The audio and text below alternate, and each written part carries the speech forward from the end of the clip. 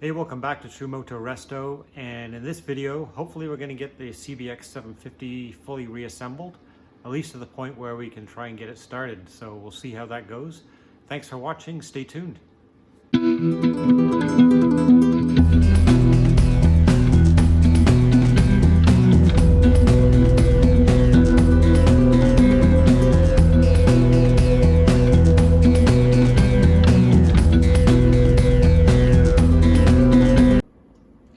So in this video, I'm really hoping that we get to start up the bike at the end of this. Fingers crossed. It's going to depend on whether or not everything arrives in time. But so carburetors are going to get done, exhaust pipes are going to get painted, wiring harness, and a few other small bits and pieces will go on, and then all being well, we'll get to give it a go.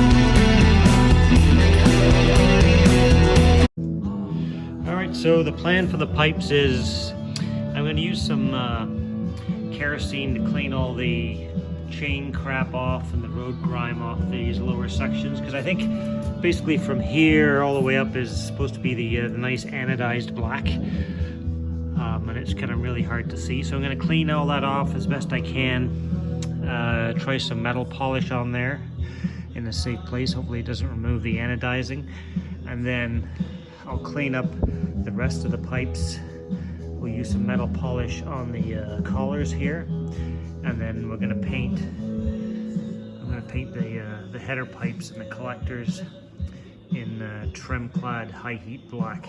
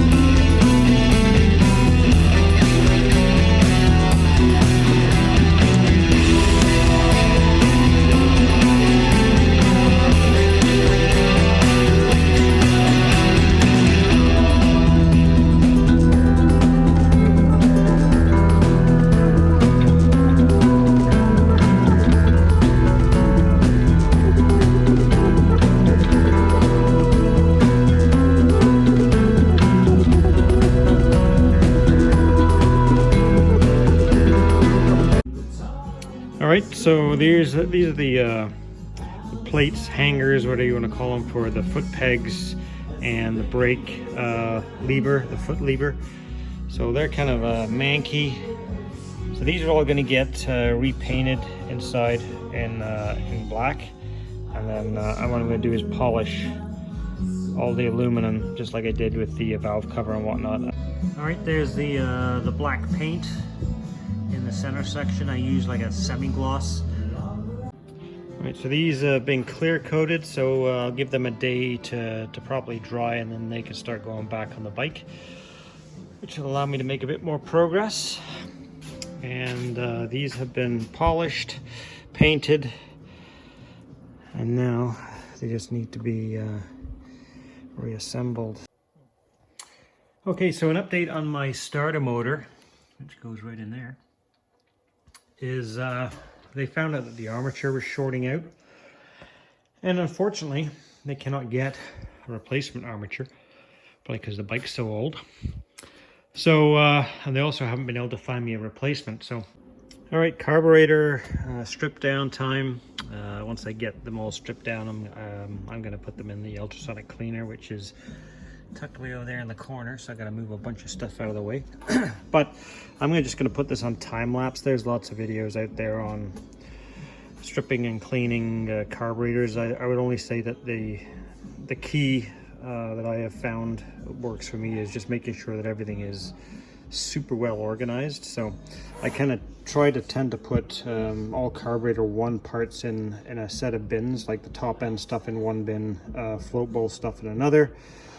And normally I would separate them from the rack, but I don't yet know if the carb kit that I'm getting comes with O-rings for all the fuel tubes and whatnot, so I'm reluctant to split them off at this point. I think the only other thing I'll mention just before I get into it is like most of the parts on the Japanese bikes, use JIS screwdrivers. Don't use, these are not Phillips.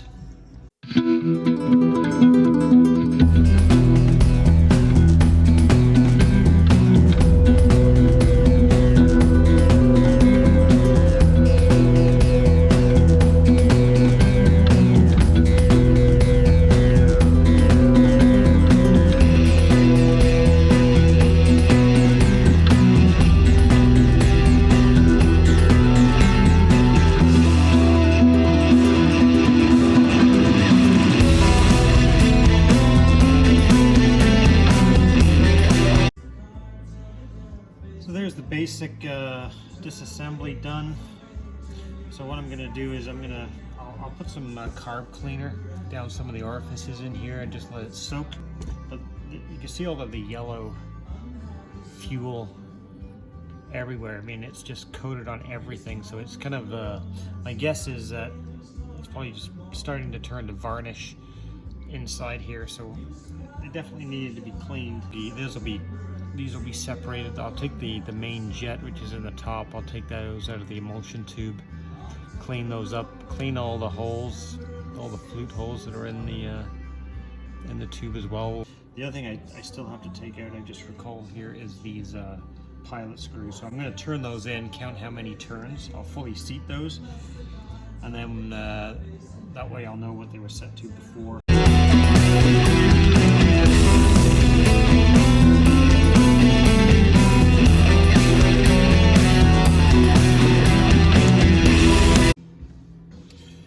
So when you take out the pilot screws, there's basically a tiny washer and a tiny O-ring that are seated at the bottom of there. You got to make sure you fish those out.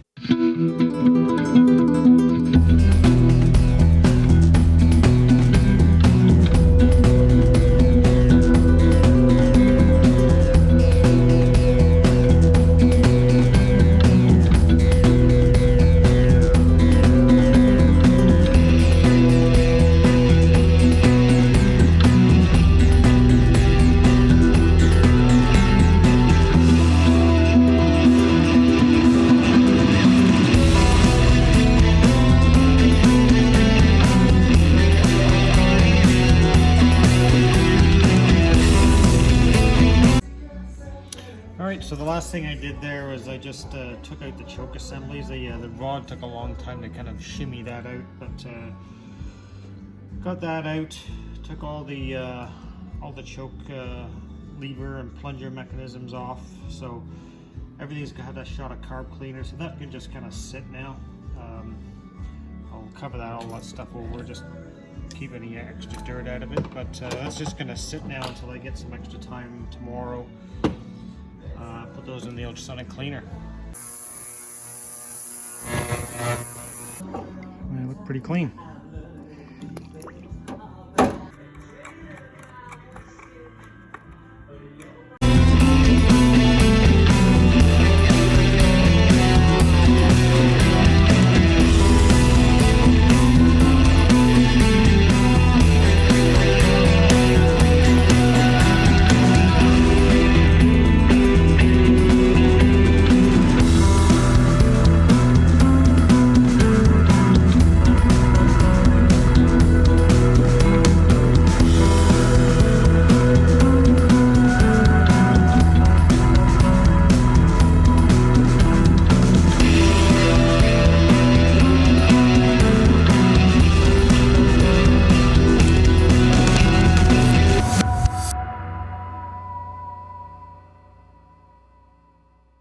Got the right side foot peg mounted, brake caliper, master cylinder and whatnot is all there. Valve covers on, engine covers are on. So we are getting there. Okay, so more bad news and more delays are likely here on the CBX750. So this was the starter that I took off it, that I took to get rebuilt. Unfortunately, the Bendix is bad, and you can actually see some smoke coming out of this because there's a short somewhere in the Bendix. So this one could not be rebuilt because you can't buy any Bendix for these. So it was very difficult to find a brand new replacement. Had no luck, so then I found one on eBay in the UK, which indicated it was in good functioning condition, and I asked specifically the seller to confirm that it operated properly as it should and had it been tested, and I was assured yes, it has been tested, it operates as it should. However, it does not, so I'll show you. So here we go, and have a little listen to this.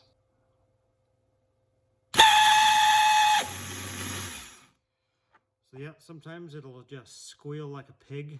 I'm not sure how loose this Bendix gear shaft here is supposed to be, but it is visibly moving. And this other one, just by comparison, I'll try the original one so you can see the difference here.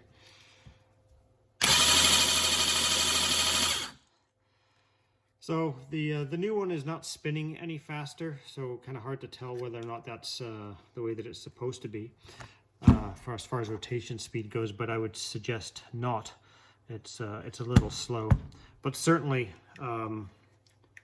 this is making a lot of noise, so I suspect there's a bad bushing or a bad bearing.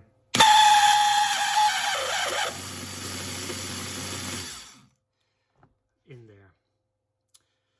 So I've reached back out to the seller to see if we can get something resolved here, because either this has to go back, paid for, return shipping by the seller, and I have to find I guess a brand new replacement of some sort, or I get my money back to some degree and pay to have this torn apart and rebuilt, and maybe I can take both of these into the rebuilders and they can make one good one out of these two bad ones. Never a dull moment. I still haven't got the carb kit. So what it looks like is there's going to be some delay in getting the final video out for running the bike. It's probably one more day at the most for assembly of the bike, and I've got another video in production once I get the paintwork finished. So 2 or 3 more videos to go, but I thought maybe I should drop this one now because it's probably going to be at least a couple more weeks before the carb kit arrives, and I don't want to be knocking on the door Christmas Day when I get this video out. So there you go, there's the update. Thank you very much for watching. I really appreciate everybody's support. Please like, share, subscribe, and we'll see you either once I get the paintwork done or as soon as the carb kit comes in. Thank you.